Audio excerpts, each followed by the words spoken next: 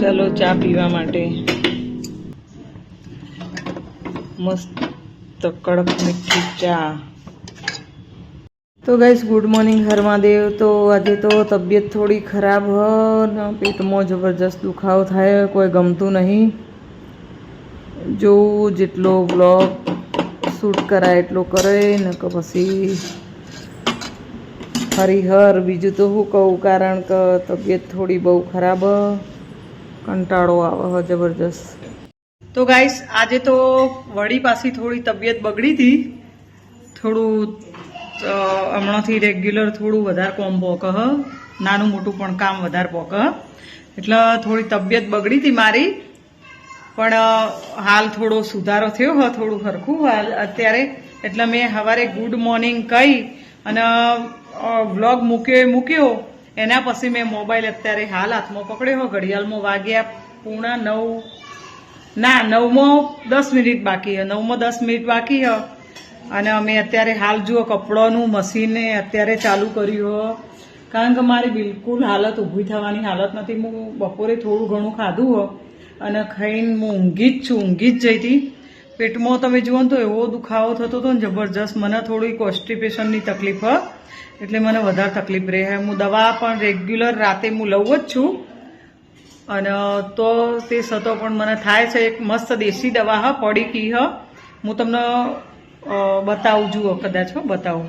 આ દવા હું લઉં છું, જુઓ કોઈને લેવી હોય ને તો આ દવા સારી જ છે. મને કોક જ સમયે તકલીફ થાય છે ને કે હું રેગ્યુલર આ ફાંકી કરવાની ચાલુ કરીને ત્યારથી મને ઘણો ખરો આરામ મળે હો. આમાં કારણ શું બન્યું કે હું રેગ્યુલર બાજરીનો રોટલો ખાઉં, અને કાલે બાજરીનો રોટલો ખાધો ખરા, પણ અમુક ટાઈમે કેવું થઈ જાય, કાલ રાતે મેં ઘઉંની રોટલી ખાધી. એટલે તમે એકના એક અનાજ ખાતા હોય ને અને એમાંથી પછી રોટલી હોય કે રોટલો હોય, જો તમે બદલો ને એટલે આપણને આવું થાય. તો જો રોટલો ખાવાનો ચાલુ કર્યો ને તો પછી એ તમને થોડા ટાઈમ માફક નહીં આવે, પછી ઓટોમેટિક આવી જાય. અને તમે અચાનક એ બંધ કરી નાખો રોટલો ને વળી પાછા રોટલીમાં આવી જાઓ ને તો જલ્દી નહીં આપણને સારું રહેતું. આવું બધું હોય. એટલે મને કાલ મેં રોટલી ને એવું બધું ખાધું હતું એટલે થોડો પ્રોબ્લેમ થયો હતો. અને પહેલી વાત તો કેવું, આમાં નિયમિત ચમચી પૂરી જે ચમચી ભરાવી જો અને એ ચમચી ભરીને જ ફાંકી કરવાની હોય. અને મેં કાલ કેવું કે માનસીને બધો આવેલો હતો, લાઈવ કરેલું હતું અને બહુ લેટ થઈ ગયું હતું. તે એમાં મેં એવું કર્યું કે ચમચી આમ ભરી હશે, આ નવો પાવડર અંદર ડબ્બામાં ભરવો ભૂલી જઈ હતી, એટલે થોડો પાવડર ઓછો પડ્યો ને. આમાં રેગ્યુલર જે ચમચી એક બોધેલી હોય તો 1 ચમચી લેવાની, 2 હોય તો 2, અને 1.5 ચમચી હોય તો 1.5 ચમચી લેવાની હોય. પણ હું 1 ચમચી લઉં તો 1 ચમચીમાં થોડો ઓછો રહી ગયો છે. તે આજ આખો દિવસ મેં કાઢ્યો હોય ને મારું મન જોણે હેરાન થઈ ગયું આજે તો હું. અને જુઓ અત્યારે આંચલ બનાવશે લચ્ચા પરોઠા. તો હું તમને જે છોકરીઓ કોલેજ કરતી હોય કે જે છોકરીઓ ભણતી હોય તો ઘરમાં મમ્મીને કોમ ના કરાવતી હોય એના માટે હું મારી આંચલ જોડે વાત કરવા માંગુ. આજ મારી તબિયત સારી નથી તો આંચલ, અને તમે બ્લોગમાં જોતા જશો કે મારા આંચલ કોમ કરાય જ જતી હોય. અમે બંને થઈને જ કોમ કરતા હોય. હું ઘણાના બ્લોગમાં જોઉં છું, ઘણાના ઘેર હું જઉં તો મમ્મીઓ એકલી કોમ કરતી હોય પણ છોકરીઓ કોમ નહીં કરાવતી હોતી. તો એ જ વાત હું આગળ કરવા જઈ રહી છું. બ્લોગમાં બન્યા રહેજો. જુઓ આંચલ બનાવશે પરોઠા, લચ્છા પરોઠા. આજ આંચલ મારી તબિયત કેવી હતી? ખરાબ. ખરાબ એટલે તું કરો ને, તું કહેવા માંગે બધી છોડીઓને કોઈ કહેવા માંગે તારા જેવડી છોડીઓ હોય એમ? કોઈ કહેવા માંગ્યું 2 શબ્દો? કઈ નહીં, મમ્મીને હેલ્પ કરાવી જોઈએ. મમ્મીને હેલ્પ કરાવી જોઈએ.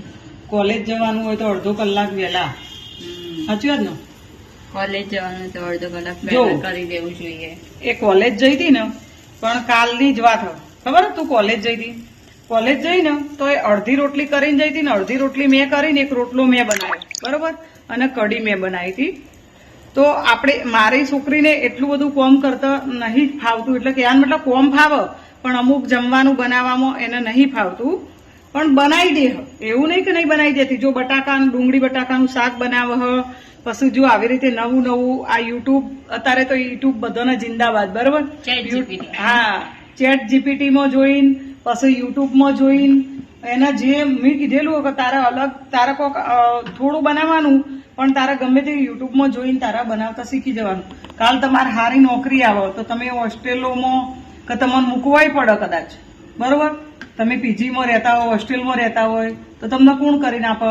અને તમારે સારું ઊંચું સપનું હોય, જો ભગવાનની મહેરબાની થઈ જાય ને આશીર્વાદ બધાના મળી જાય તો કાલ ફોરેન પણ જવું પડે.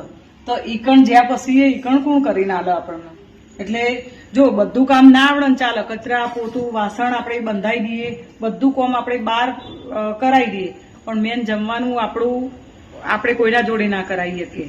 જો પેલા બેન પાછળ જેવા ઓટો મારી રહ્યા, ઓમ જોઈ સાચી વાત ના ચલ, એટલે શીખવું જરૂરી છે. યુટ્યુબમાં એવું કે નહીં કે હું ચાલુ જ રાખું, ખાલી એકવાર જોઈ લઉં પછી એ મને ફાઈ જાય.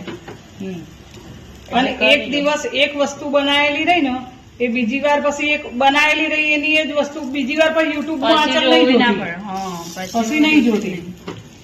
બીજી વાર તો ફાઈ છે. જુઓ આરે બધા બનાયા ડુંગળીના લચ્છા પરોઠા કહેવાય હો ને? હા ના ચાલ, હા લચ્છા પરોઠા કહેવાય. જો આ બનાવો હમણાં એક બનાવો ને એટલે હું તમને કહું. આ ચાલતી કઈ રીતે બનાયા? એટલે પહેલા જે આપણે રોટલીનો લોટ બાંધી ને એમ લોટ બાંધી દેવાનો, પછી રોટલી કરી દઈ ને એમ વણી દઈ ને, પછી એમાં ઘી લગાવી દેવાનું બંને સાઈડ. એટલે પછી એના ઉપર આ જે મસાલો બનાવેલો રહ્યો ને, મસાલામાં શું શું કરવાનું? એટલે એ મસાલામાં તો આ તો લચ્છા પરોઠા એટલે એમાં ડુંગળી મરચા પછી ધાણા હોય ને, બસ એ હોય, અને ઉપર મસાલો હોય જે આપણે શાકમાં હોય ને. કાચો મસાલો રાખવાનો બનાવવાનો? હા, એ મસાલો બધો કાચો હોય ડુંગળીનો ને એ બધું વઘાર કરેલો હોય? ના, એ કાચું હોય. કાચું જ કરવાનું. જુઓ આ વણાઈ જો તૈયાર. કિચન થોડું મેશ એટલે ઇગ્નોર કરજો, એ તો બધા હોય. કારણ કે કિચન નાનું હોય, હજી રસોડા ઉપર બધું થયું નહીં, ફર્નિચર બાકી હોય એટલે બધું રસોડા ઉપર જ હાલ તો પડ્યું રહે, નહીં?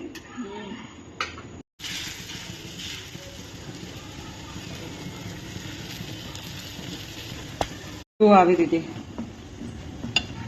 પેલા આવી રીતે રોટલી વણવાની, લોટ થોડો ઢીલો લાગે નહીં? પતલી કરવાની, મારે થોડી જાડી થાય પણ પતલી એકદમ કરવાની.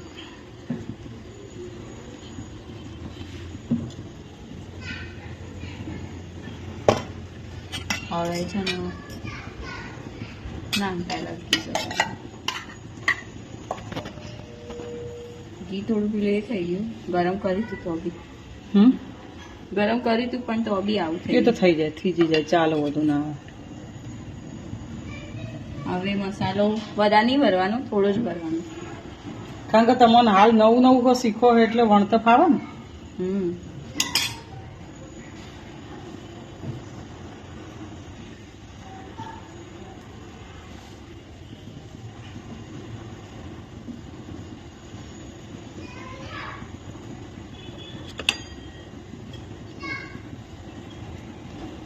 એટલે સુધી હાથ સુધી લેવાનું, આમ આખું નહીં કરી દેવાનું.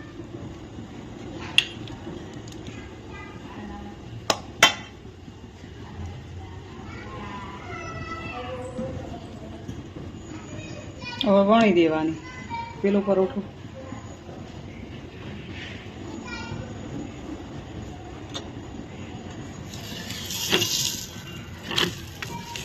મસ્ત ગોલ્ડન ગોલ્ડન બને નહીં?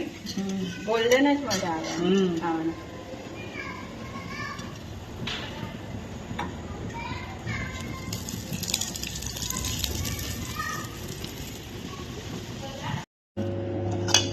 જો આ ચટણી હા, ચટણી નાખવી એક મરચું નાખવું? મારે તો ચટણી જ નાખવી. તારે મરચું નાખવું ને? ખોલજે ડબ્બો. લાઈ હું નાખવાનું થોડું નાખ, બહુ ના નખાય.